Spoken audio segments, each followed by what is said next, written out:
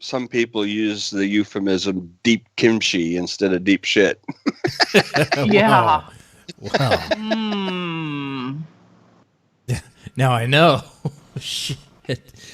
Okay. That would be. How did they stumble upon that? Did you- I mean, how did they come up with that recipe, that thing? I mean, that had to happen by accident. That makes you wonder. Starving, That's just I like, think.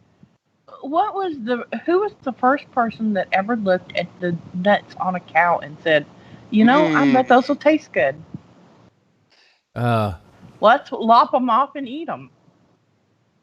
So if it's starving to death makes a lot of things seem appealing. Yeah. I would eat rocks first. Well, I'm thinking. No, I'm God. thinking there's probably Native American tribes that had buffalo testicles. I wouldn't be surprised if they ate the nuts off the buffalo. Or the deer or deer. whatever. Deer, or, it's just buffalo, but Yeah, but Well, they say nothing goes to waste. nothing goes to waste. Use the well, bones do for you know tools. what animal? Do you know what animal has the largest testicles? Isn't it like Blue whale. Yeah, well. No, No. Elephant? no, nope, Oh, wait. Walrus. nope. No. What? The tuberous bush cricket. What? You mean proportional? Yeah. You're talking about a bush cricket? 14% of its body weight. Okay, it's I thought it's you on were just talking about, size. No, this is absolute proportional size. to their size. Sorry. Oh, okay. Okay. Still wouldn't have got that, but Mhm. oh, I know it's the bush cricket. That was Okay. next on my list. Did you know that each sperm contains 37.5 megabytes of data? So I'm eating a bunch of data right now. I mean, I'm not that. Okay, I'll just leave it there. Well, it's not in a cooked form. It's not data anymore. It's Right. proteins are all denatured. All right. And male right whales, just be glad you're not eating those testicles, Jesse. They have testicles that weigh around 1 ton. Oh man, you can make a crap ton of nuggets out of that. Man, get some. Can you imagine trying to skin those? It took. How long was that cooking vid? It was like 40 minutes. Yeah. Yeah, it was over 30 minutes. Yeah. And most of that was me trying to unskin the nuts. Oh, that was hard. I was trying to be all gentle. Because, as a guy, I know what it's like to get kicked in the nuts. SK, I know what it's like to get kicked in the Not nuts. attached to anything.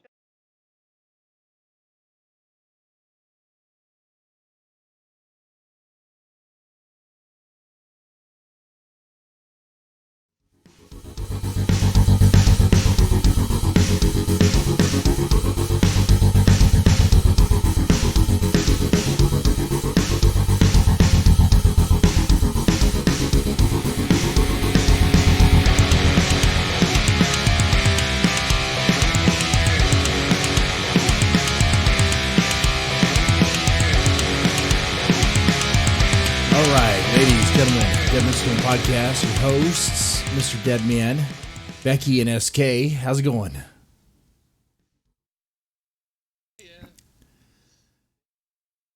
You know what? So far no technical issues. I pray to baby Jesus and Nicholas Passion, and I think we're good. I think we're good. Baby Nicholas Passion. Yeah, Italian. Sorry, I said his full name. I'm sorry, Italian Boomhauer. Okay. Oh, and we have a guest tonight. Got to introduce the guest. Come on here.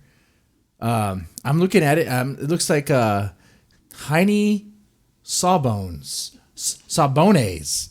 Hyane Sawbones. Did I get that right? Oh.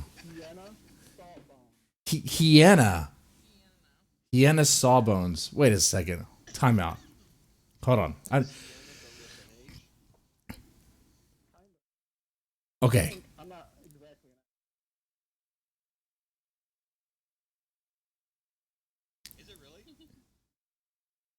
Oh, wow. Look at that. That is. Wow. And I know you probably get this a lot. I know you probably get a ton. Okay. But I'm going to have to ask you, is Hyena your real name? Is that your real name? Okay. No. The name I use for all the writing. All right. All right. It's pretty cool, man. I like the last part, Sawbones. It's pretty metal, man. It's pretty hardcore. Yeah, that.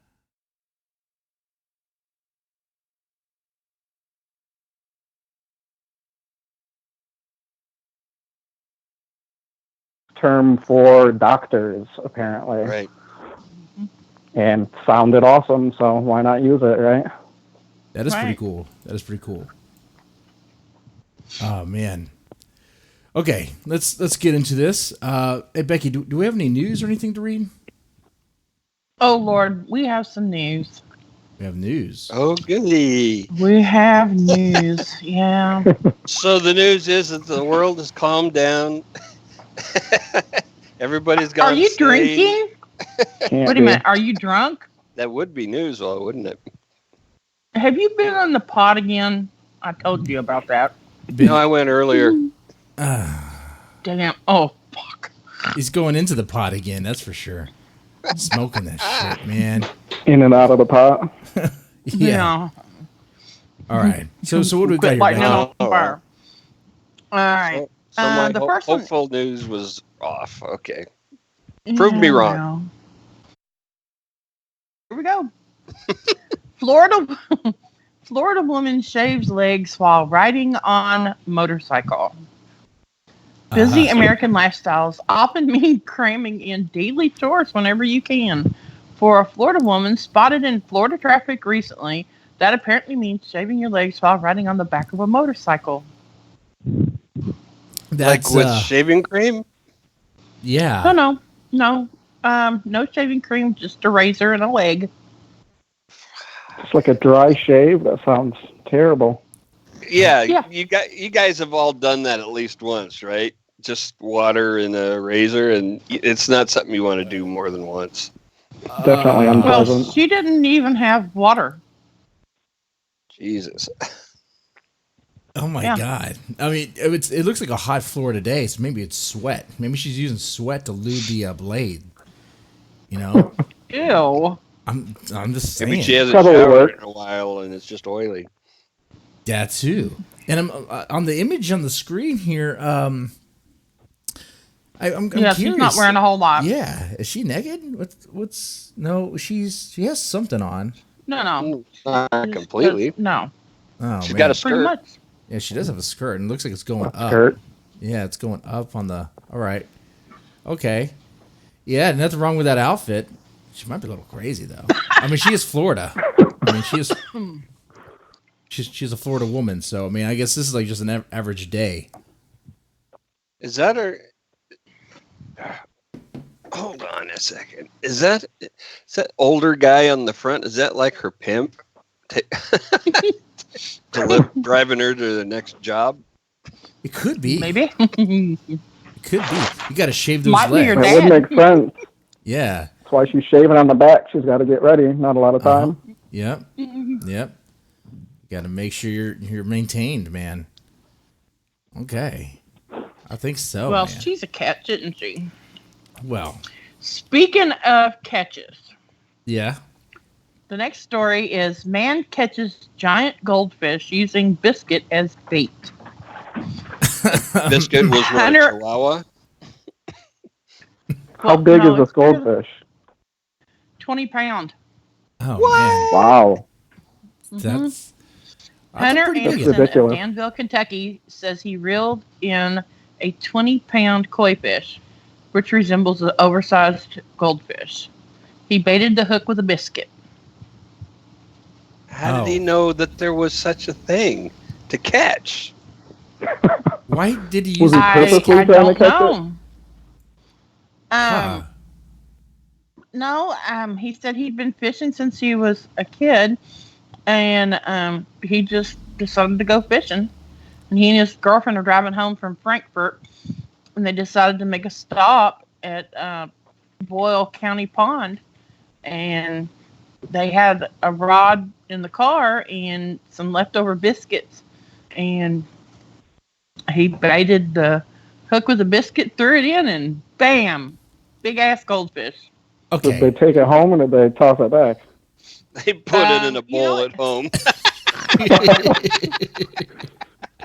It's a hell of a bowl.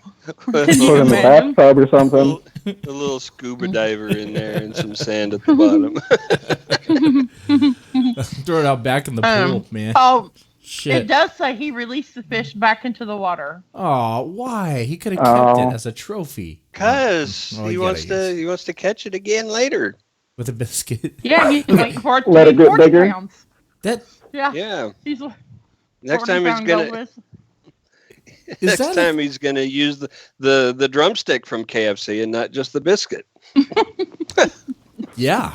Makes me wonder how goldfish taste. Oh. Like chicken. Ooh, man, probably. So this one might taste like a biscuit. You know, they say that they taste like what they eat. He ate a biscuit, so. I had heard that goldfish will grow to whatever their environment will support.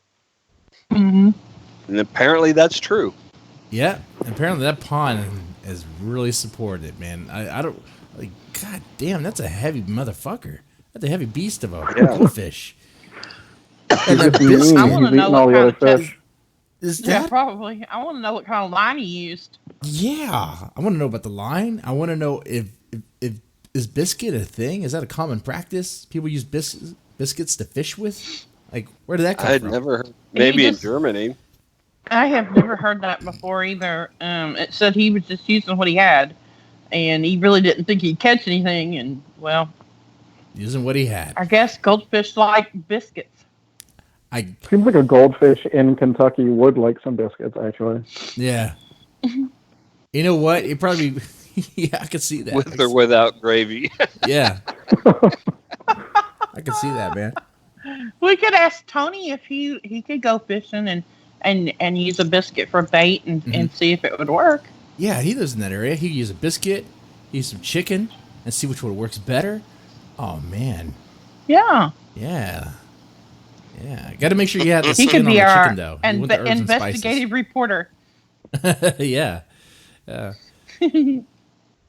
Man.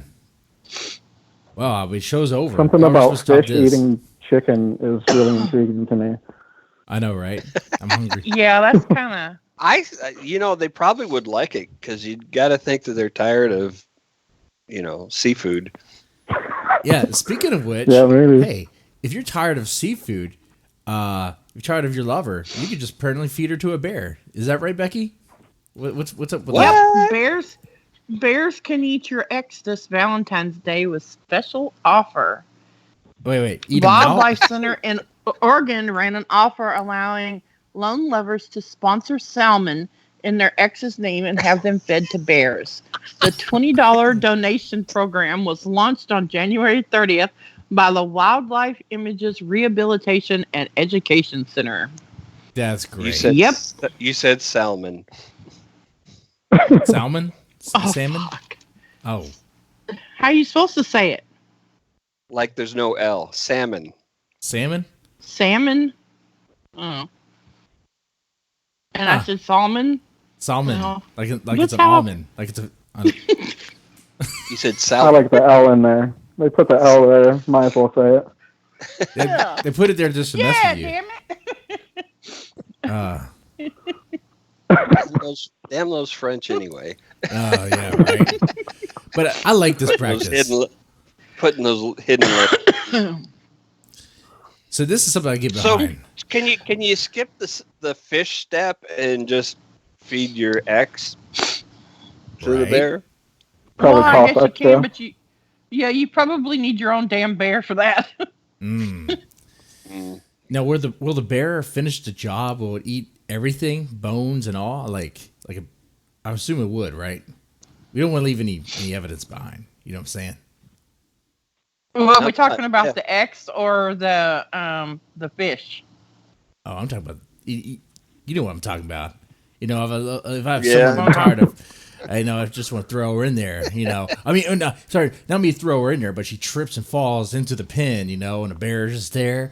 I mean, well, the bear and whoops. Yeah, like whoopsie daisy. Mm-hmm. Oh, I'm sorry.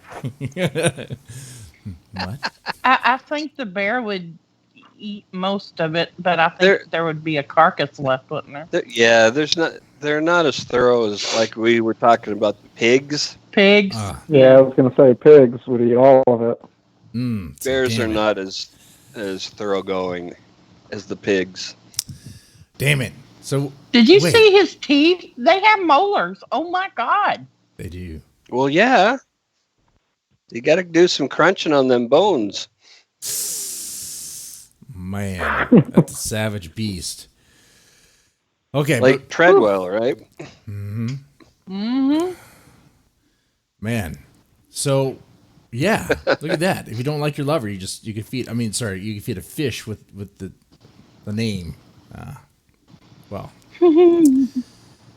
I think it just means literally there's nothing that humans won't do for a little bit of profit. Like, here, sponsor this fish being eaten. Mm-hmm.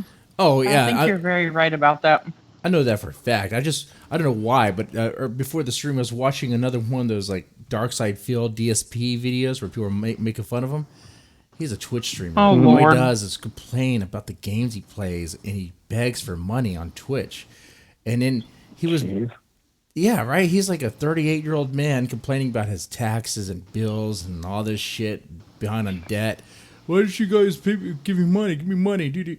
I don't know, man. People. It works though, right? For some reason, it does. But it's like, oh man, I don't know. It's just weird to me that it works. It does, right? It's got to be like in your DNA, I think, in order for that to work for you. Like most people, it just doesn't. But if you got some sort of weird, like missing little bit, somehow it works for you. Like dignity.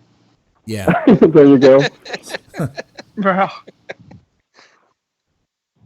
Ah, man. I mean, I'd much rather, pay for a fish to throw to a bear. Hell, I'll do that than give money to some like 38-year-old who's just playing video games all day. And I say that even for myself when I do like the game streams or whatever. I don't really care. I mean, if that day and age ever came where it's like people were like, "Oh, I want to donate to you," but like I don't really care. I mean, I'll take it, of course, but I just wouldn't really advertise it, whatever. Because I don't know how to run a business, apparently. I don't know how to do things, But for $5, we will let you watch Jesse get his crack waxed. But I will do that.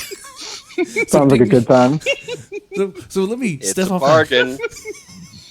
The best entertainment bargain of the year. Oh, yeah. So for those who thought I had And dignity, it is definitely time to tase my brother. Mm-hmm. Oh, yeah. There's people who donated $10 to see you tase your brother, and that hasn't happened yet. I know it's going to very, very soon. Yeah, I don't want to. Did you get enough? Yep. Okay. Awesome. Good, because I don't want to get called out. I don't want any hit piece on us by some people who are mad. We want to see Becky's brother get tased, and they haven't delivered. Oh, we will. We will. I was trying to wait till it got a little bit warmer where I could go outside, so when he peed all over everything, it wouldn't be all over my floor, but, Yeah, Can't you do it in the barn? Well, I was kind of hoping that maybe, if I tased him close to the lake, well, no, he'd fall in. I'd have to rescue him. I thought you lived in a barn. Don't you live in a barn? Shut up. Oh, no. I'm sorry. I'm sorry. I'm just messing. They let me come in the house. All right. I'm working on housebreaking. Oh, all right. Working on it. All right. What else we got? What's the next story, Becky? So where are these grizzlies? That are getting fed? That's a good question, Becky. SK. I don't know. It didn't say. I don't think. Well, it matters, right? In a wildlife rehabilitation center. A just somewhere. You wanna That's, pay that's them a not visit? specific enough for me. They don't get my Whoa. money. You That are sounds like a pain in my butt. not your Somewhere fault. over the rainbow. Sounds like a scam to me Mm, because they're not providing specifics. yeah, you want to actually see it. Hmm. You want to see it to believe it. You know. Details, man, details. Because anyone could say It should be a webcam. Yeah. I mean, so there should be a total webcam where you have the name on the side of the fish and it getting tossed to a bear, right? So you get footage of this besides be just cool. the donation. Yeah, because But- how do you know it actually happened? Yeah, that's the other Exactly. thing, SK. How do you know that footage is actually real? What if it's just CGI, man? Okay. Like, And what are they Like the riding moon it on landing. the side of the bear with, on the side of the fish with? I don't know. Sharpie? I mean, it doesn't matter. They're killing the fish. They're feeding it. I mean, they could use a knife. They could carve the name into it. It wouldn't matter. You know? yeah, carve it in. A wildlife center in Oregon. Oh, Ah. so that really narrows it down. Are vegans Well- cool with this? Yes. I mean, Vegans have no problems with animals eating animals. We don't apparently count as an animal. Well, because Maybe yet. because they don't have a choice, even though bears are omnivores. I mean, they could choose Yeah, it. they're not- I mean, but they. No, they They'll don't take get it. to choose. Oh. That's the position of veganism. Ah. Animals, What about like dogs? Doesn't- some vegans try to give their pets vegan diets. Oh But yeah, I know was that reading the about sensible, people do that with cats. Yeah, but the sensible ones understand that that's not how they're built. Mm-hmm. Yeah. They have Right. they have dietary considerations that are basically meat. Which, when it comes to their diet, they don't go, oh, wait, why do I have to supplement? Like, why can't I just... Because some people can't just make it work for them just on its own. Like, they have to supplement with various things that they're not getting. It's like, oh, God. I don't know. You mean like take vitamins? Yeah, like vitamins. Ugh. And like the No body... way. I mean, the bodybuilders who go, oh, man, I'm on a vegan diet. Or like protein shakes, like heavy dose. But, I mean, come on, man. Come on. That stuff tastes so terrible, and you have to stink to be a vitamin. There is no way. It's all the Just- supplement you can- companies that push veganism. Yeah. You can uncap a bottle of vitamins in my presence, and I'm like, bleh. Just no way. What about Flintstone vitamins? Oh, those are good. They stink. No, No, they man. stink. I used to eat them. The Yummy. gummy vitamins. I'd put them in my Oh, milk there you and eat go. 'em. No. Can you imagine? Maybe. Ah, Depends on how they taste. they're good. They were good. Then again, I'm just thinking about when I was a kid eating the Flintstone vitamin. So I don't know. What else we got Yeah, here, Becky? no. I think we exhausted this one. Yeah. School nurse allegedly performed oral sex on nurse. several students. Hottie. A school All right. nurse in Maryland faces charges after she allegedly admitting to performing oral sex on several students. How old she was- is she and the kids? She was arrested Tuesday following allegations that she had sexual encounters with 4 students in the back of her van. She was 33 years old. At the same she time? is 33 years old. Wait, 4 Huh? students at the same time? Picked them up from school in her van. Sexual acts occurred at various locations. Wow.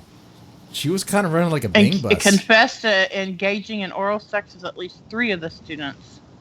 She was booked on multiple sex offense charges and being held without bail. Well, that's good. But did you say middle school? What kind Yeah. of What age? Did it say the school? No. Okay, High school. didn't After you say? school. high school. After school. It does not say how old they are. Okay. Well, honestly, it doesn't really I mean, it does matter. I mean, if they're like little kids, it's like, it's still like, it's still rape in one way or the other. You know, it's like, you know, it's like take advantage of your position and going down on them. I mean, what did you gonna say? Oh, the kid told me to do it. You're the fucking adult. You're the fucking nurse. What are you talking about? The kid told you to pick him up after school and give him a Hummer. The neck band that she has on in the picture from the school says high school on it. Oh, it does say high school. Chesterfield High School. Ah, yeah. Maybe So they're 16. I would assume Maybe they're 17. high school. Maybe they could be 14 or 15. It's certainly not quite as bad. We're pushing into the high school realm. It's still pretty creepy, though. I mean, back of the van and all. Right. It's just wrong, period, you know? Flip the genders and people would be pitchforks. Yeah, that is torches, true. you know? Had this been like a high school coach banging 15-year-old, 16-year-old girls in this van, you would hear about this blowing up on Twitter. Like, oh my God, toxic masculinity and some other shit. I don't know. Oh, you know, rape culture, some other shit. You hear about her, be like, crickets. Yep. No one cares. Not really. But what's crazy, and I get with my line of work. Well, it doesn't say if the kids are girls or boys either. So, you know, think about that one. You know what? And here I am, like a sexist Fair asshole. point. I'm just assuming it's I didn't even boys. think about that. She could be a lesbian. Maybe she's bi. I don't know. She could be going down on ladies, on girls. Maybe she likes fish. I don't know. Maybe salmon. Yeah. She's looking for a 20-pound salmon. It's a 20-pound goldfish. 20-pound salmon. She wants a I'm wondering if she was fishing with biscuits.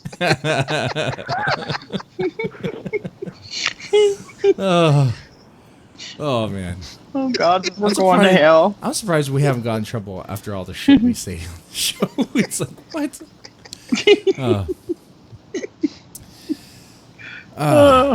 What else can we say about her? One more. Wait, have you seen how she looks, right? Adams accused of emotion. Just move on. We'll move on. What's the next one? What were you gonna say? Probably best. What were you gonna say? You see how she looks. I mean, Yeah. I'm not gonna.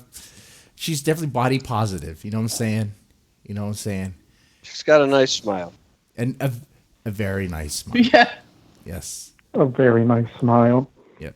She's just happy to serve, given some oral remedies. Yeah, she sure was. All right. Fishing with biscuits and next. smiles.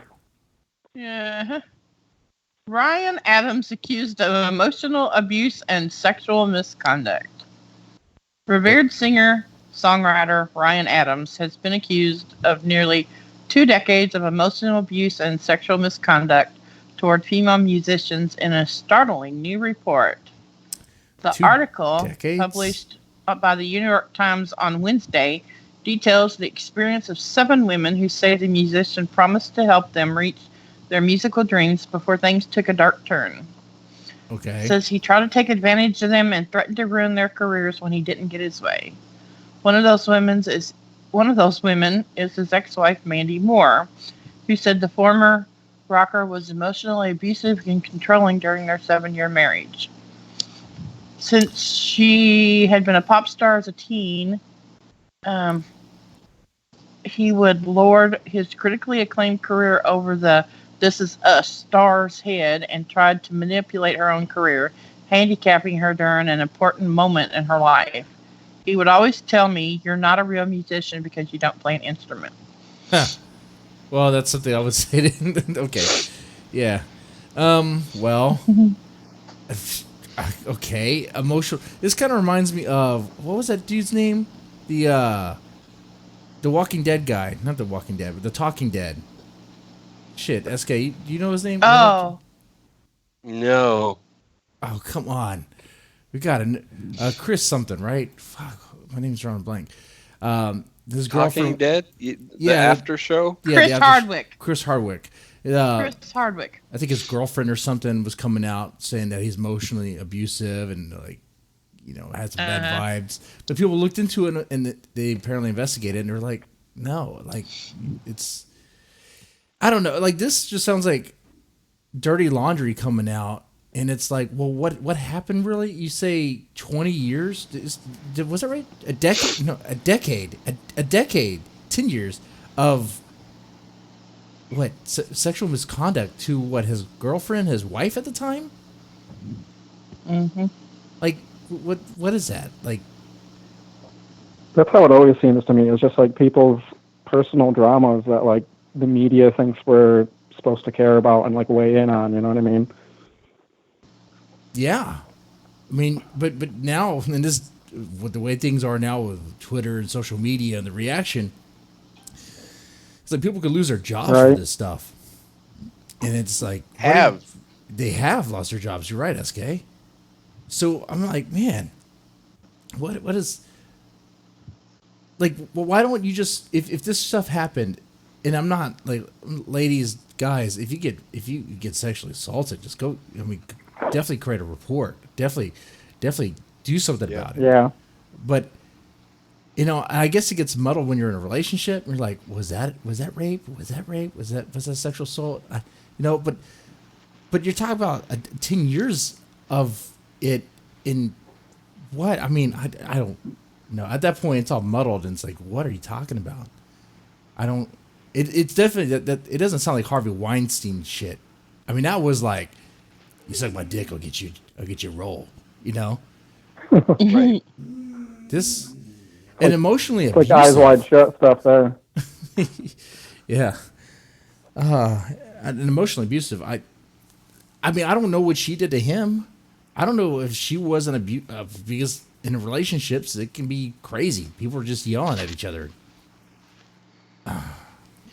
And there, I've read more than one account of people who thought, it was okay at the time, but now I think it wasn't good. Yeah. Mm-hmm. That time we did butt stuff? I didn't think anything of it then, but now, yeah. 25 years later, now I don't like that happened. Mm-hmm. I mean, that happens too. Oh, man. You hear about it. So that could be some of those cases.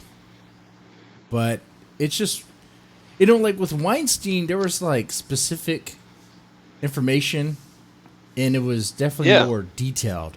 This is pretty gray area. And it's like, what are you talking about? And there were a lot of women. Yeah. Yeah. I'm just like, okay, well, I wonder if anything is going to happen to him. I wonder if he's going to get hurt, and get in trouble. Did they say anything about that? No, he denied the claims, and he's talked to his attorney, it says, but other than that, there isn't really much else about it. Yeah. Yeah, so why bring it up? Why bring it up now? What's the gain? Yeah. That's my question too. Yeah. Look at me, I think. Yeah. Yeah, you got to see what their motive is, you got to see what are they trying to play here? What's the play? So they were married? Mandy Moore and Ryan Adams, yes. But they're not now? No. There's a factor. They were married from 2009 to 2016. Oh, so the alimony ran out. There you go. Well, what's more money? Shit. If we He's got to be quite a bit older than her, yeah? Yeah. He's 44. Oh, man. Wait, she's 44? He is. Oh, okay. Let's say, damn. Man, I think that might be it, SK. Definitely money. She's gonna want money one way or the other. That's usually what it boils down to.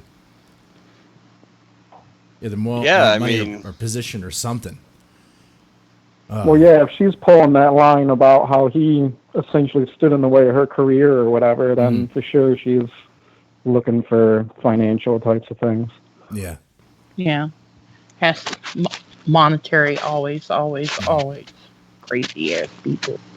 Well, I think we exhausted the news. Don't know what I really think. Oh, what do you really think? I think it's a crock of shit. And that's a woman's perspective, okay? We don't just mansplain here on the Deadman Stone podcast. We got a female's perspective on female matters. Oh God. All right. Yes, because we never have any interaction with women that gives us any insights. Never, not at all. Nope. We're all incels over here, you know? I don't have kids. I pretend like I have kids. You lie. I've seen them. Can you imagine that? All right. They're cute little deadmans. Mr. Sawbones. Mr. Sawbones. Yes. Who are you and what do you do? Oh, man. Who am I and what do I do? I know. I like that question. Jeez, it's very deep. Diving deep into my soul or something. Yeah, that's what I like to do. We are.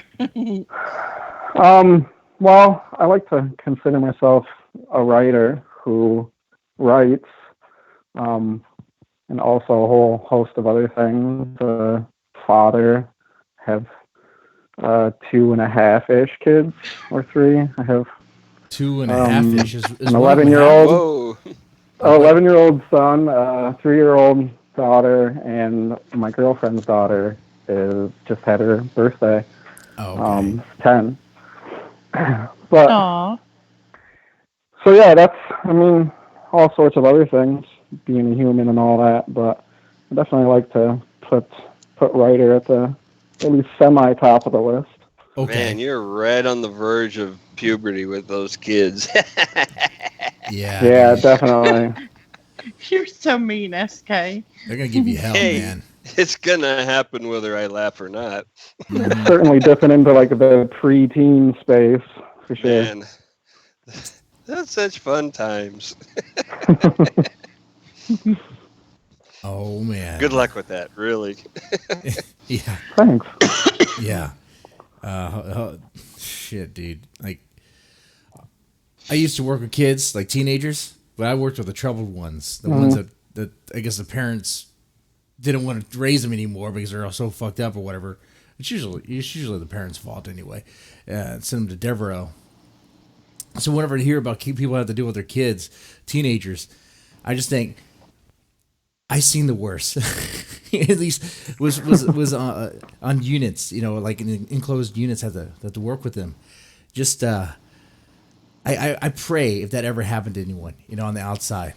So when you tell me about this, I'm just like, man, I hope to God you don't have to go through that. Like at your house. One day your teenagers start like throwing chairs or flipping the shit because you ground them because you take away their tablet or whatever. Just total madness. Oh yeah. Just wait until they start dating. Wait until they start dating, man. Well, let me tell you, that shit doesn't just start one day. Yeah. Build. Yeah. You get more of the behavior you allow. Yeah.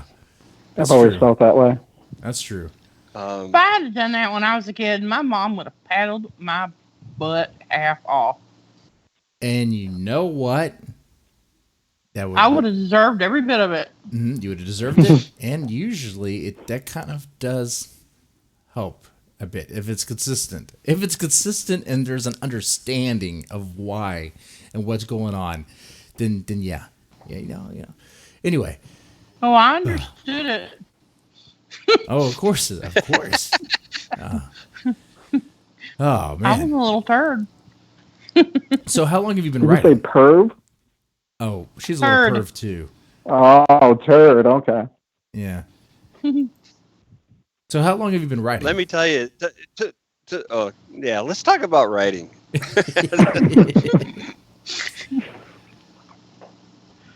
How long have I been writing? Yes, sir. Yes, sir. Geez, let's see. How old am I now? I'm 35. The first thing I ever wrote that I kept that I thought was decent enough to be kept was a poem actually about the trailer I lived in as a child. So I was like 12-ish, I guess that would be when I wrote that. So what's the math on that? Quite a while. A lot.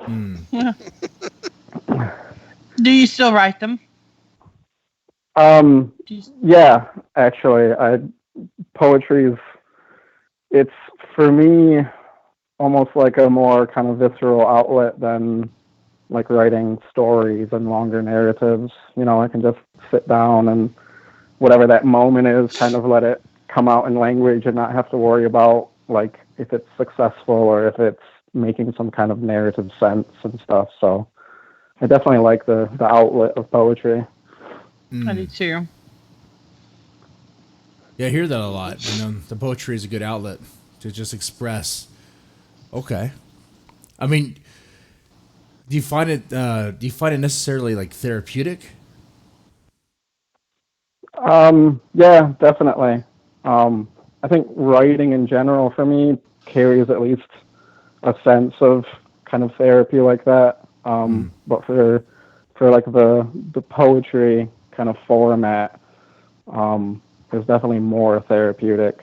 Because Gotcha. again, I feel like there's less kind of intellect oftentimes going into it, just kind of following the sort of emotion of the space and the language that seems to kind of grow around it. Now, your poetry and your other works, like, do they stem from personal situations? Actually, kind of oddly enough, the poetry not so much, but all of the prose, all of the story writing, whether it's the short stories or I have one novel length piece. They all pull pretty heavily from kind of my own life and my own reaction to the things that happen to me. You know, turn that kind of the emotional reaction into metaphorical stories and narratives and things like that. Okay. Yeah, Cool. give me a better idea about that. What's going? So because I've heard you correctly with poetry, not so much, but like short stories, like it definitely has. Yeah. Okay. It's So definitely working kind of just draw more from my life kind of directly, if that makes sense. Like I was just working on a piece recently, and it had two sisters, one of which was right around, coincidentally enough, my daughter's age. So I pulled a lot from kind of how she behaves and our interactions and things like that to kind of create the character, give it a little bit more depth and sense of realism. okay, I can see that. Now Yeah. I'm looking at the Zen Mob. Is this Zen Mob Publishing? You own this too? Is that your thing? Yeah. Okay. I started that up last year, primarily with the intent of just having an outlet to publish my own things and have, total creative control over not only, what the story is, not having any kind of editing that I don't want to do, the cover, the format, whole 9 yards, as Okay. well as just be able to put out, bizarre things that don't really have a big enough of a mainstream draw for publishers to show that much interest to. So the idea of, start your own seems like a lot of people doing that these days. Okay. All right. So you started Zen Mob, which is your own publishing, publishing name. Okay. And you said what led up to that was because you wanted to publish your own material. I mean, are you also publishing other people's works as well? I definitely have the intent of doing that. Okay. Once I have kind of more time and resources to put in to the company itself. but I have not yet put out anything by other writers. Okay. All right. Do you have a casting call out? I mean, a casting call, a submission call out? Not right now. There's Okay. nothing really going on with it at the moment. The last thing that I had going for it was submissions for a anthology of fairy tales. Mm-hmm. Because I don't know, it seems like a solid genre to get some attention to. And I had just a few things come in, not enough to put the full piece together yet. So I'm working on a few other stories myself right now. Don't really have the time to put into kind of appropriately putting the energy into, the anthology and things like that. So I'll come back around to it, hopefully later this year. Yeah, budgeting time can be an issue. Let's see. So I'm looking here, and one thing that caught my eye was the book Terra Australis. Am I saying that right? Yeah. Australis. Okay, what is Yep. this? That is the novel length work that I have. It is about a cartographer who is going to a newly discovered island with the intention of being the first person to complete a mapping of it.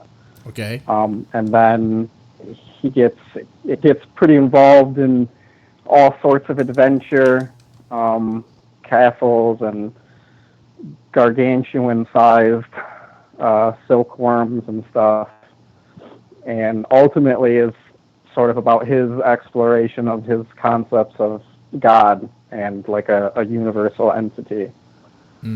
Gotcha. Cool. Now on the screen I have the cover from map making. That's an interesting way into that topic. Yeah, it's kind of how I often approach stories. Actually, something kind of just like that, map making, or a particular animal or something, rhinos, who just catch my interest at a time and space, and enough to get my brain working and finding some kind of story around the ideas, Okay. Right. No, I have the cover on the screen, and the one thing that, of course, you judge a book by its cover. You're not supposed to, right? But the first thing I see is like, what is it, an Adam and Eve situation? I mean, I see like two naked people, male, female. I'm guessing. Yeah. Okay. Yeah, it's definitely You and the naked people. Me and the ass is what I really want to get to. Is the ass? I noticed your ass. Okay. Sorry. Oh Lord. So yeah, you have my interest just by that. Most of the art that I create for other covers of things or just digital types of manipulations tend to have nudity involved to some kind of degree. Mm-hmm. I just think it's Here's another fun version. and it's pure, There's another version of it where. So you made the cover then? Yeah. Cool. And I you noticed make a there's lot of covers, or sorry. just ones for your books? Just the ones for mine. Oh, okay. There's a psychedelic version of it. I think this was I pulled it from, I think, the Amazon page, where it looks a little bit more trippy. Like, I don't know, like the negative, I don't know how you describe it, but the colors were like negative or something. You know what I'm saying? Like the color tone was definitely switched up. Yeah, there's one, the cover for the ebook version of it is like it's a darker, I think it's black, and might have some kind of negative space going on. The cover for the physical copy of the book might be the one you're talking about. It's brighter, got a lot of purple to it and stuff. Yeah, as I'm seeing. And it catches your eye. Of course, it's interesting. You have a minotaur looking dude. That's okay. So, is this based off a scene in the book? Because I haven't read this book yet. But is it based off of a scene in the book?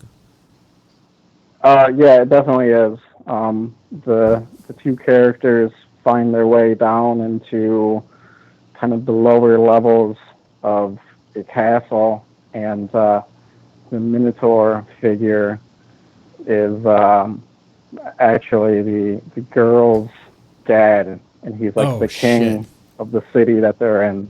So he's her dad? Yeah. She found her dad down there? Oh, man. Yeah. What sort of questions does she have for him? Well, she doesn't have a lot of questions. She's trying to sneak up on him because she's attempting to kill him. Why? Why would she want to kill her dad? Why not? He's a bad guy. Well, he took her iPad. Yeah. He took her iPad. He didn't spank her enough. I mean, come on. I mean, what? He was part of bringing her into this world. How bad can he be? Come on. What did he do?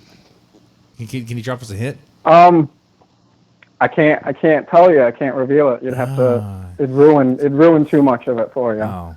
You'd have to read it. Could you describe it in a vague term? Got it like a tease. Like give me a. Imagine describing your book like it was like a strip show. Like you don't want to give it all away. I know that. You don't want to give the nip. Oh Lord! You want to give. You know what I'm saying? You want to show some skin, just a little bit. Let's see.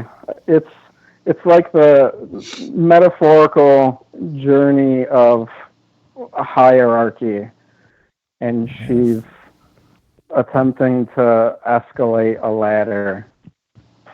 Okay. And so this guy has to be dealt with in the process. So she's gonna kill her dad so she could go up on the hierarchy of society? What? Man, I'm kind of on the dad side on this one. I don't know what he does. I mean, what does he enslave people? Is he like raping people? Is he like pillaging? And is he a monster?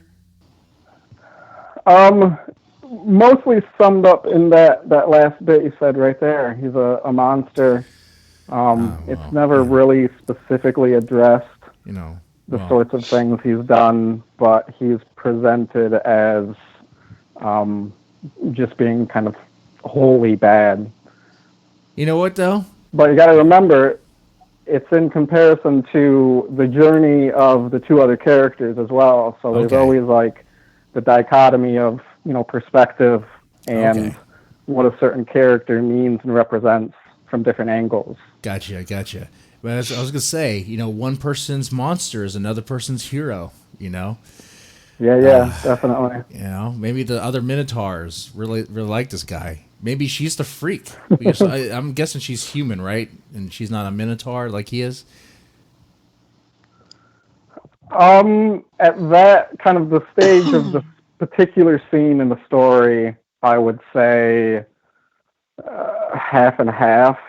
What she? He's not technically. He's presented as being sort of a god figure, so she's like godlike, but not completely at that moment, anyways.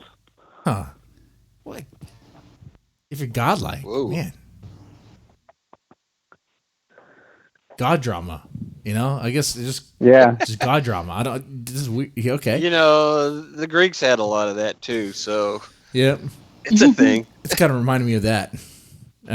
Just God. There's definitely like a kind of a maybe not necessarily a Greek kind of tragedy flavor in the story itself, but definitely have some of that motivation for me as I was writing it. It definitely kind of had that atmosphere rolling around behind it. Okay. Now, why? I mean, this is the question's just right there.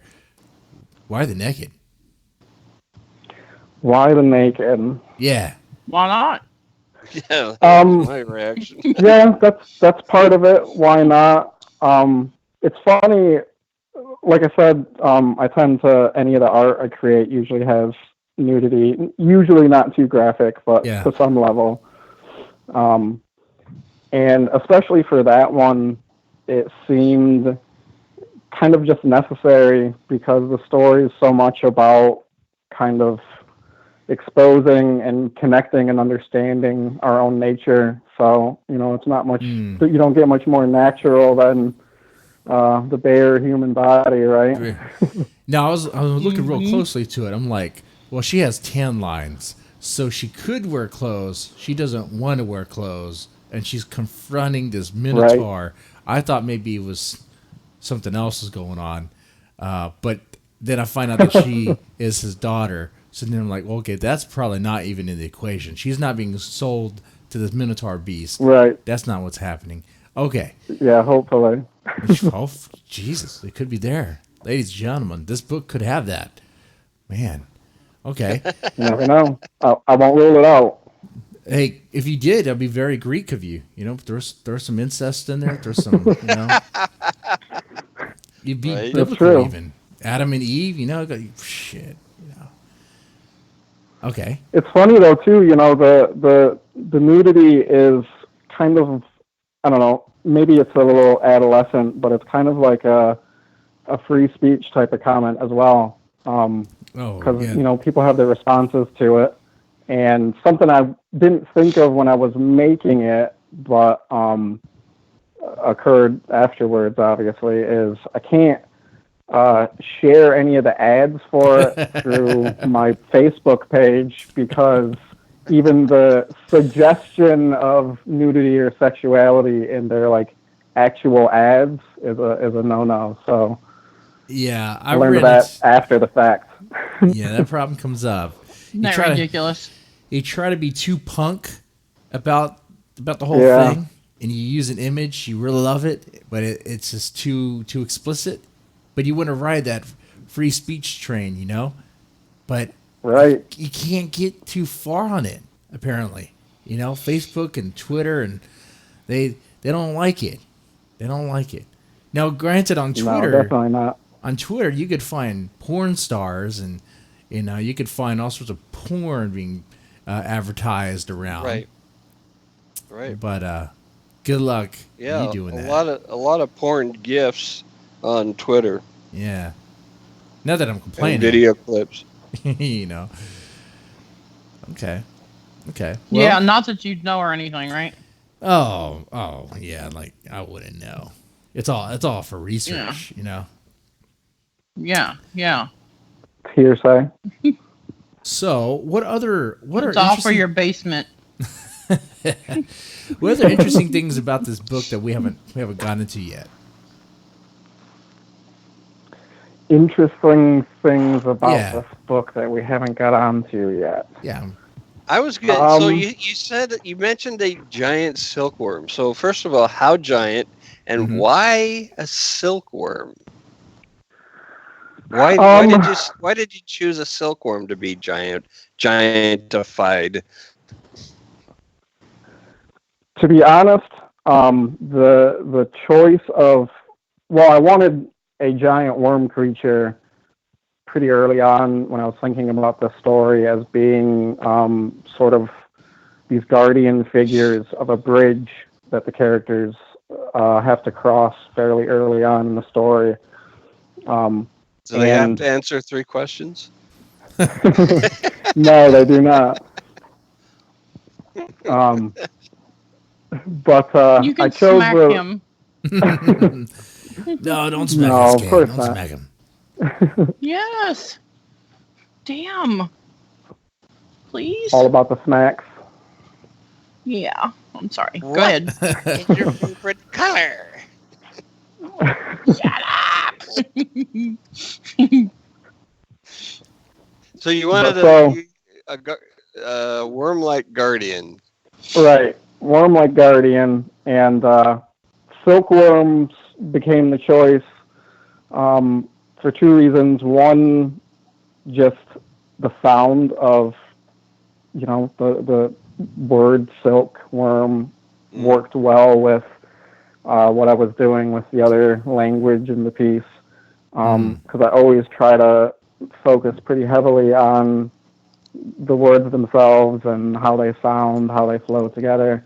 So like silkworm, I liked the sound of, and then of course it gave me the ability to explore the creation of silk from these creatures and using that, which I really liked the metaphor of, kind of ties that bind and something that seems beautiful and fragile and strong and all these things that it suggested to me that I could kind of utilize in a whole host of ways. So having them be the kind of pillars, especially these guardians of a bridge in particular, just seems perfect for me. That's cool. I don't know about silkworms. Do they become like moths or butterflies eventually? Do they transform, metamorphosize? Do you know? I don't actually know. Huh. Okay. I'd have to look it up. That is an Google it question. real quick. Okay. Well, Somebody is. I am. I don't I heard typing for sure. I don't want dead air. Dead air. Let's see. What? They spend 3 weeks in the cocoon, then emerge as a moth to mate and lay eggs. Okay. There you go. They look like, silkworms go through 4 stages of development, as do most insects: egg, larva, pupa, and adult. Pupa. Pupa. I can say that word. Now, how do you get that one right when you can't say weod? Shut up, SK. Salmon. Salmon. I say all kinds of strange words. We learned something today, guys. We learned something. We're very educational, you know. It's always important. Yeah. That at the end. Did you notice, SK, that earlier I referred to his writing as poetry? Well, I didn't say your word. Well, I never heard you say it. Skirted around Poetry. it. You might say poem. You don't say poetry. You say poetry. You know, No, it's Poetry. poetry. She was avoiding saying the word for a single entry in a book of poetry. Oh. Yeah, the POME. POEM. Oh. But Becky, it's they it's say endearing. I say it wrong. She pronounces it POYEME. Mm-hmm. I do not. Poemy? I kind of like it. Poem. No, it's a poem. That's fantastic, I just gotta say. But Becky, Isn't that fabulous? don't be embarrassed. Don't be embarrassed. It's an endearing trait. We all have these traits. You know, we have something about us that stands out. We all have traits. They're just not always endearing. Well. Depends on who you're asking. I think it's hilarious and kind of cool. I think it's cool. Look at that. See, I'm trying to look for the best about this. I think it adds. I love it. So. I honest to God, I think it's hilarious in a good way. Mm-hmm. It's just entertaining to no end. Mm-hmm. Well, so do you have definitely not boring. Do you have poems in this book, in the Terra Australis? There's a few sections.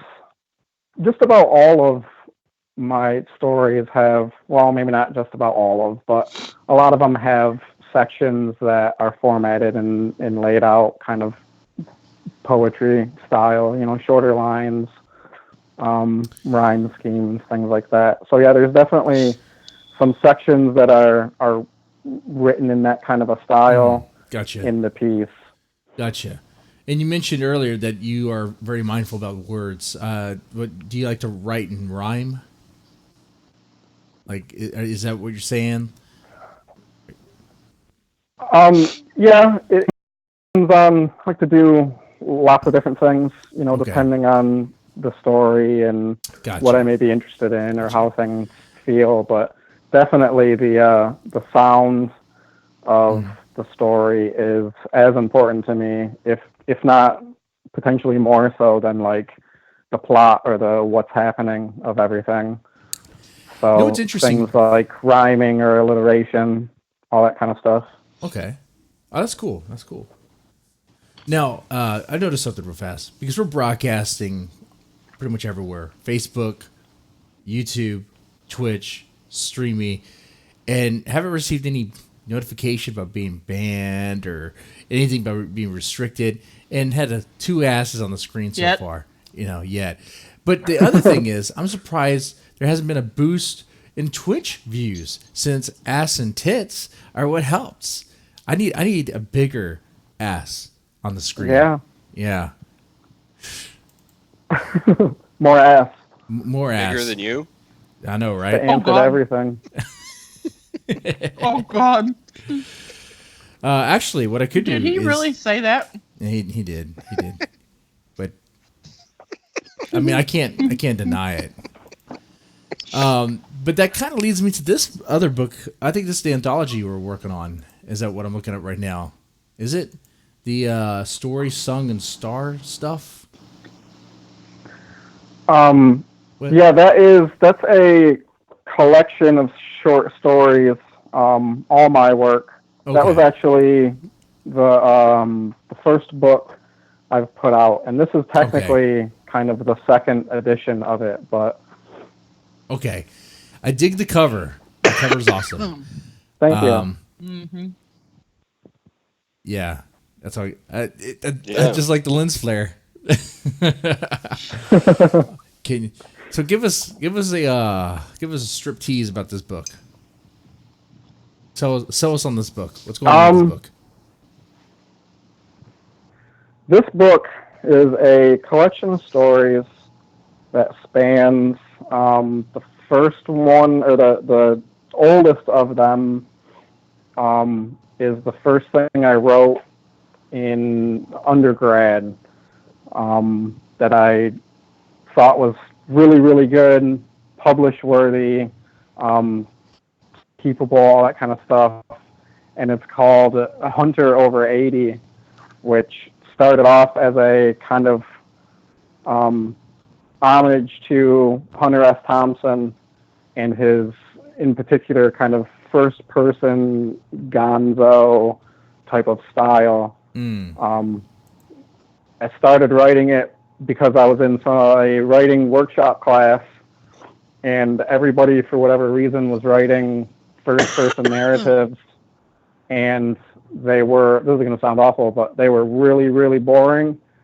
And so my intent was to write a first-person narrative and kind of, quote-unquote, show the class how it's done. And so that was the kind of the germination of starting all these narratives, and they've been written over years since then. And it has everything anyone could ever want to read about is in here. When you say the other ones were boring, the first thing that comes to my mind are all those first person narratives where it starts off describing all the little things that someone does, like I went to the kitchen, I opened up a cabinet, I got a cup out, I poured water in the cup, and all this stuff. I'm like, I don't care about any of this. Like, what are you talking about? This is that what you mean? Where they're just talking about like mundane things, trivial things? Yeah, that is pretty much exactly kind of the atmosphere of where it was at. I think first person, I would say, is maybe the most difficult perspective to write from because of exactly what you're saying. It's so easy for it to just become listy of these steps, and there's really nothing compelling about that. Like all those points you say, honestly, to me, are compelling, but you can't move that quickly.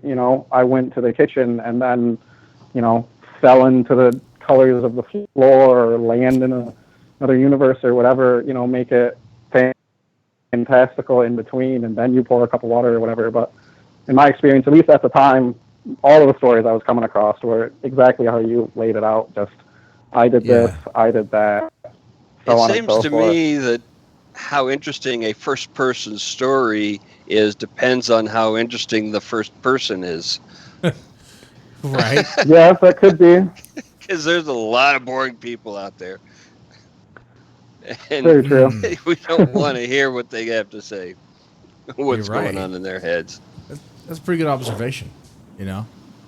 Because if the author's a boring motherfucker, I mean, it's probably be coming from them, right? Because when you write the I, the first person, they could try to frame and be like, well, I'm actually writing about that character. I'm thinking about that character and their perspective. Okay, if you do that mindset and can do it well, okay, maybe. But I'm sure you're going to have to do some research and get, develop that character. Get into the mindset. Really understand what it's like to be a serial killer. I'm not saying you got to practice. I'm not saying you got to go stab someone up and feed them to some pigs so you don't get in trouble. Or a bear. Yeah. Or a salmon. Or salmon. Or angry. Salmon. Salmon. A salmon. Or a goldfish. Goldfish, yes. Oh, goldfish food. Ding, ding, ding. I like that. That's I how want it to got put to a be so goldfish big. in my lake. 20-pounder. I want to. Did your lake have any unfrozen water right now? No. Probably not the best choice. Well, not right now. I didn't mean right now. No, this but I mean, summer. if you expect it to survive more than one summer. I'll be right back. I got to take care of the midgets. I'll be right back. Well, yeah. I'm gonna step away real The fast. I gotta midgets take are care of the calling. midgets. They're They're rioting down there. Let me take care of that. One moment. they're trying to get out again. I'm just picturing like a full-on Munchkin production now at this point, just singing and dancing and everything. No, he won't let them sing or dance. He keeps them in a cage. Poor little guys. Well, And- yeah, but he does feed them and he waters them occasionally. Water them. Can't Well, water them, yeah. they're going to grow. Well, if Will they turn into gremlins? Well, no, but one of them escaped not long ago and ran out the front door and got hit by a big truck. It's unfortunate. Yeah, he was quite devastated. And then every once in a while, SK comes to visit him, and he goes down and plays with the midgets. So, I don't even want to know. Keep them entertained. Yeah. SK may be the one that sings and dances to them. Oh, do that's that where that's anymore. coming from. I don't do that anymore. But That's not what you told me. Well, see, I'm working on the one-man show, and there might be music, so I might have to take up the song and dance again. Oh. So, yeah. So it's kind of like taking the show on the road. You go to Jesse's Midgets for it's like taking the show on the road. See how the audience reacts. Yeah, like taking the show on Testing the out road. material. Oh man, yeah, they were riding down there. They were fighting over. I feed them A pork chop, Biscuits. a salmon. one of those things is right. One of them. They were fighting over a pork chop. Yeah. I feed them Again? like once a day. I figured they would share, but nope, not today. So, what's going on now? What happened since I left? Greedy little things. I know, right? They're like hamsters. I was explaining the midget. I was explaining the midgets and how you keep them in a cage, and that one escaped and got hit by a truck. Oh yeah, on Highway 35 or 288. Oh, in that area. Yeah, that's where it happened. There was a truck, just bam, hit it. 288. Yeah, it's on the news. Just search it. 100%. Okay, so tell me about the. Why? Okay, go ahead. Go ahead. Oh, ladies first. Why Becky. horror? Why horror? Why horror? Why horror? Horror. Horror. Damn it. Horse? Horror. Not Why horror. whores? Not horror. Horror. Not horror. Horror. Horror. Damn it. We should have just the Becky hour. Becky, why do you prefer the genre that you write in? Yeah. Please explain. God dang it. I don't like y'all are making me cry.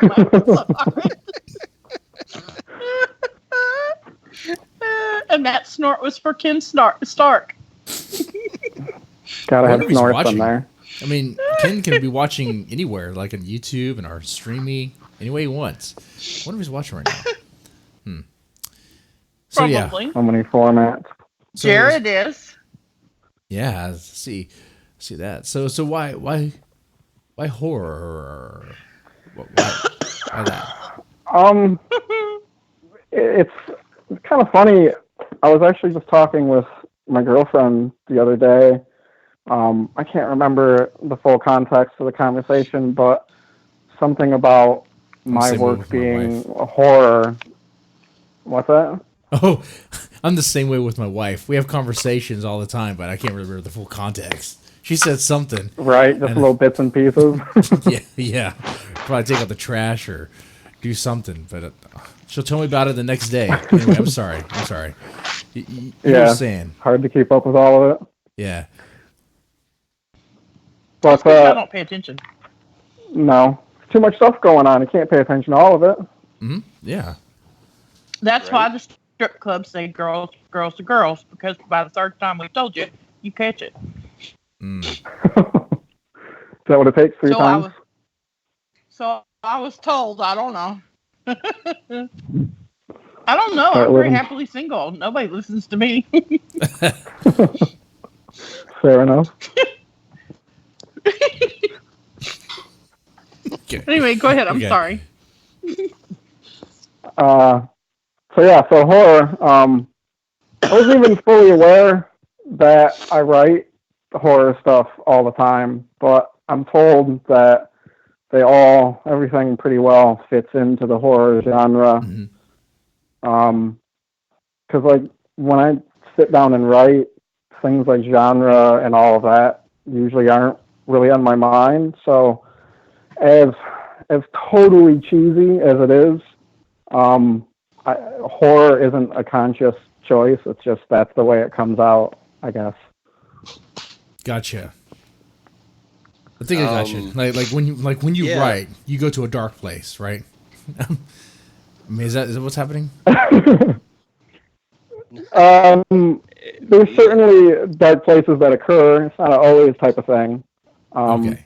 But definitely when I write, there tends to be things that involve either monsters or creatures or violence or, the more, probably just generally the more tense kind of human spaces, which probably in different ways reflects my experiences as a human as well. Do you see we've yourself, all been through those.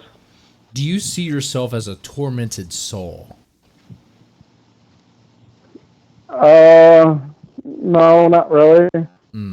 But I would argue that kind of all people are to a degree. So maybe that's like a cop-out, It's like, I'm not really in particular a tortured soul.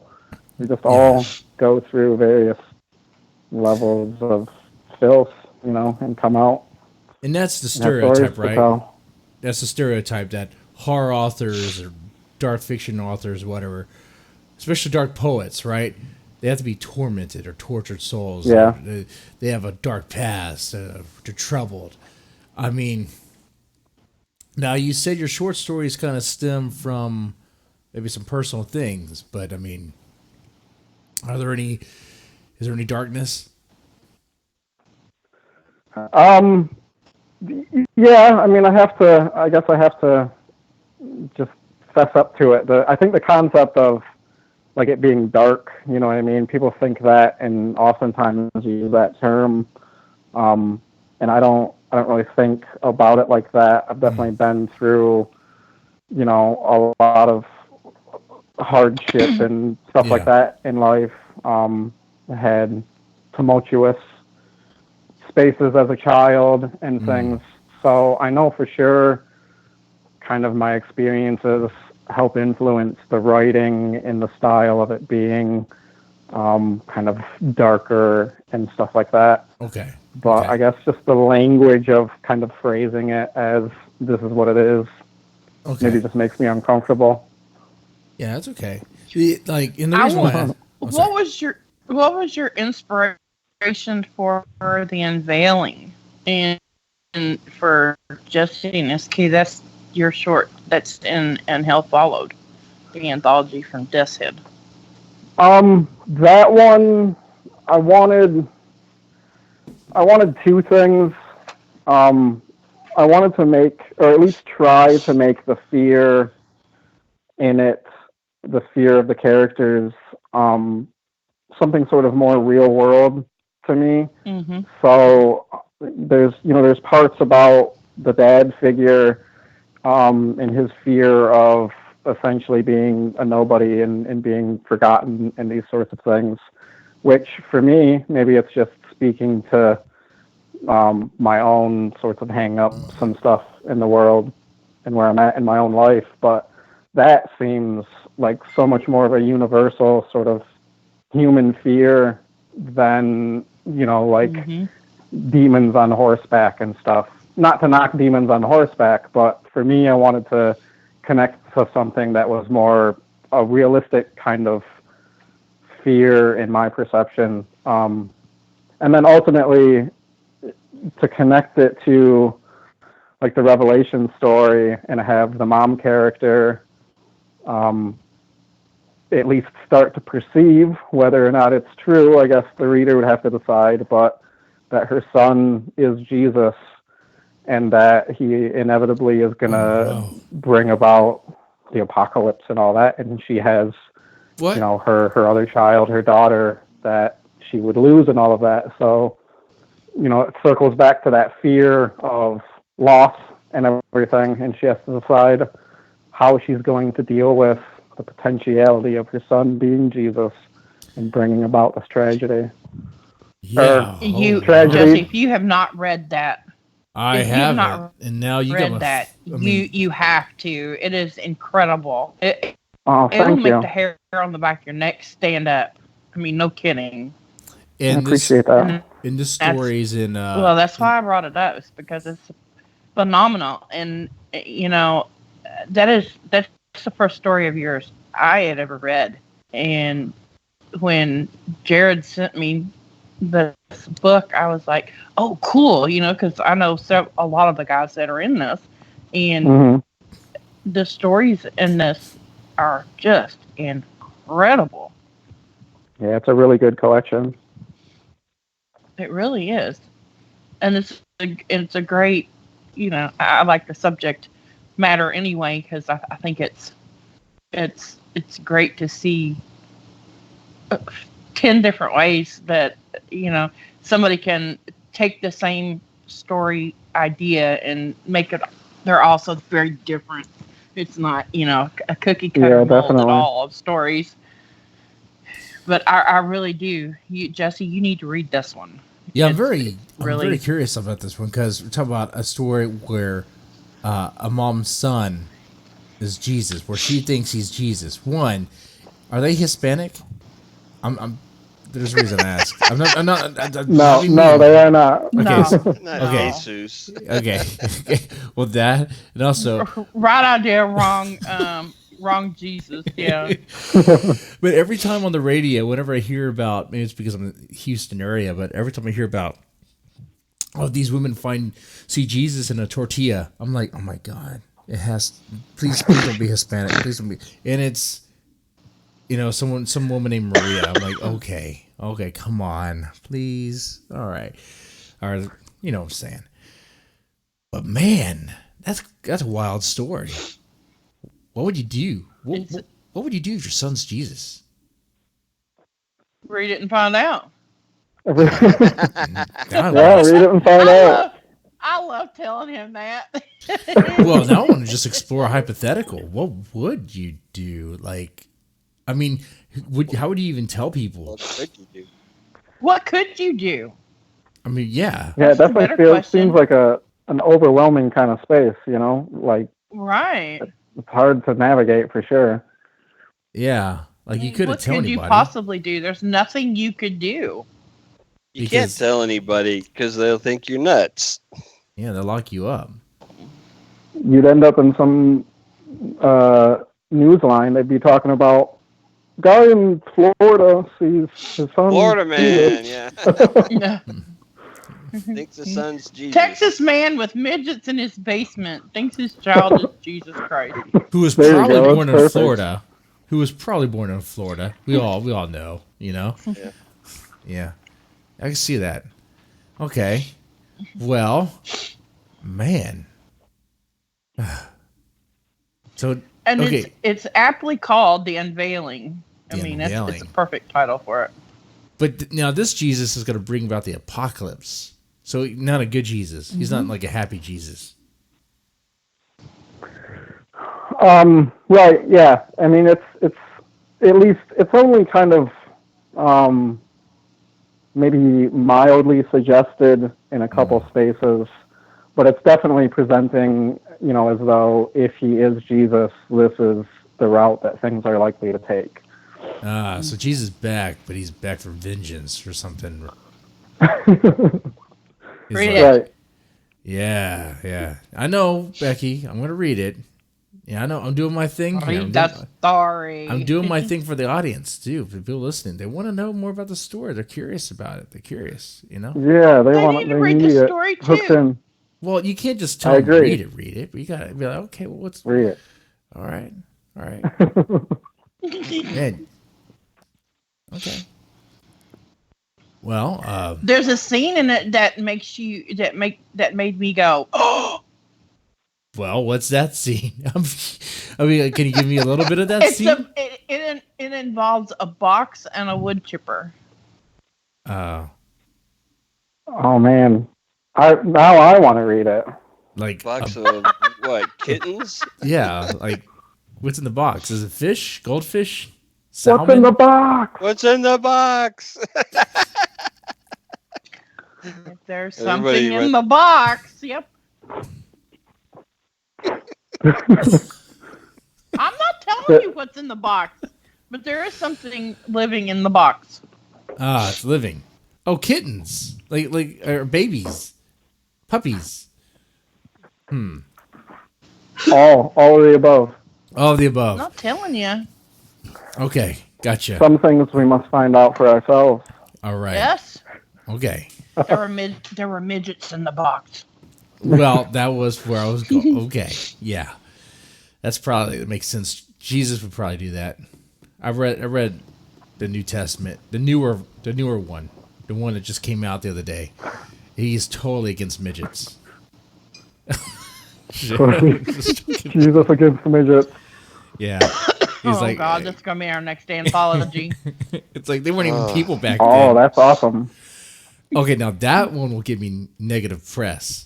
That one, if I did like the midget anthology, if I just called it freaks, and just did that, you know, man. Sounds great, actually. Yeah, just. Okay, well. Don't help him, damn it. I take it you enjoy horror films? I take it you enjoy them, right? Yeah. You got a favorite? A favorite? Yeah. It's interesting, actually, talking about boxes. I don't know.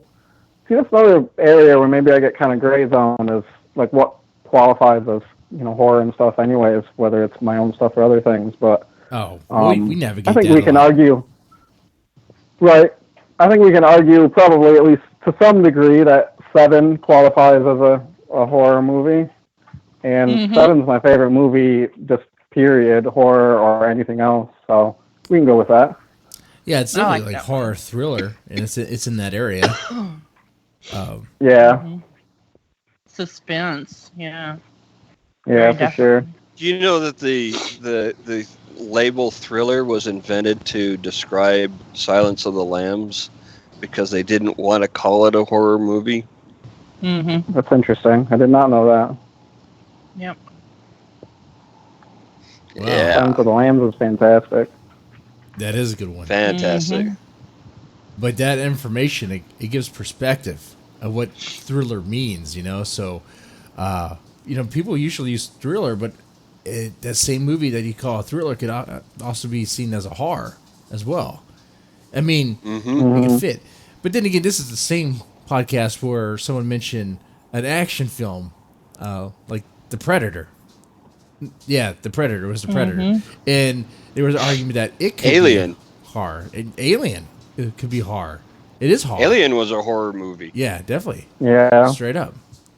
But but seriously though, I had a guest mention Predator. It's like, well, Predator's more like an action film, but the part with the Predator when he's like hunting the soldiers, that part, I was like, okay, I could see that. I could see that a bit, like the one-on-one between the Predator and Arnold Schwarzenegger.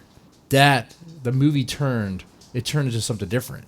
It was a different beast. So I was like, okay, I can entertain that. That's cool, you know. I think maybe like if you have any kind of like a creature or monster figure and it's like mean, then you dip into the horror realm potentially. Yeah, that's what it seems like. The Predator character counts. Yeah, when you start, you have a limited number of people and they start being picked off one by one. That concept. Yeah, Mm-hmm. it's like survival as opposed to like attacking a city. Yeah. That's fair. That's reasonable. Yeah, that makes sense. But 7 was an awesome movie, man. That was a great fucking movie. Yeah. I always heard that the guy who wrote the screenplay, Andrew Kevin Walker, said that essentially the film was his love letter to New York City. He was living there when he wrote it, and it was just awful. Just hated everything, and 7 was what he created, I guess. That's how what the I hear story about goes New in any York. case. I mean, from people that live in New York, what they tell me is that it's a shithole. Don't go there. Like, people just leave their garbage out, and it's just nasty. All right. Man, did I insult people who live in New York? No, now? thank you. You know? You better be nice. We're going to get hate mail. Yeah. Wouldn't be the first time. I don't tell you about some of the emails I get. You actually get I've emails? seen some of the emails you've gotten. Yeah, I get some responses. If you start sending me emails, I'm going to start forwarding all the pictures I get to you. Oh, no. We should maybe we should read some of those on the air. That'd be great. That sounds fun. Air out the laundry. That'd be great. There you go. Dirty laundry time. Air out the laundry. Read your shitty emails. So let there be a thing. If you're still listening and you don't like something that was said on the show, even though half the stuff I say is like in jest, obviously, feel free to send your vile, hate-saturated email my way. You know? Just do that. And maybe we'll please read make sure it. to sign it, Nicholas Passion. Just kidding. Yeah. Yeah. Which... The Italian boomhammer. Hour. Blah. You know, I don't want to go into this because that's going to create a whole other subject. It's just, I would just say how he found out my address. It puzzled me because I'm like, how did he get that information? Because it wasn't publicly available. It was like you had to, and then he showed me something. Long story short, when I ordered his book, You bought the book. when I bought the book, the I guess the platform that I bought it from, they gave him an invoice, and on the invoice had my shipping address. I'm like, why the fuck would you do that? That's stupid because They should not have done that. is he shipping it to me? No, Yeah, that's pretty lame. You're shipping it to me. Now this guy has my address, but what you know. But I think things between Nicholas Passion and I are where they are. I don't think it's getting any crazier or anything. It's where it is. It is where it is. Anyway, He's coming for Thanksgiving. is he now? I wouldn't be surprised. He's probably knocking on my door. Oh shit. He's Man. come for the midgets. God, they better run. They better They run. team up with the midgets. Oh no, Oh, no, God. you can't. No, he can't take him.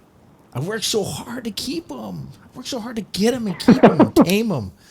You got permits for him though too, so you Yeah. can keep him. Yeah, yeah. Man, Mr. Sawbones, it's great having you on the show. We're out here at Oh, the thank you. It's been fun. This is what we do, man. Please promise you'll come back.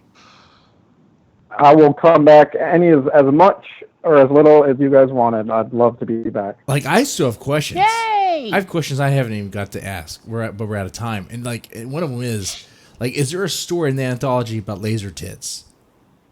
Is there a story? In the Laser anthology? tit? Yeah. Is there a story about that? Because Oh my lord. Man, unfortunately, I might have overstated the everything you could want in one book comment earlier, because there is not any laser tits. damn it. Well, you're wanna gonna have to fix that. Yeah, right. All right, I'll write a story just for you it'll be about laser tits and midgets getting hit by trucks. Yeah, because imagine that. You take a chick home, right? Yeah. And also she takes Take off her a shirt. chick home. Yeah, take a shit home. You take a shit home. The truck's driven by a giant goldfish. Yeah. There we go. Uh-huh. I kind of want to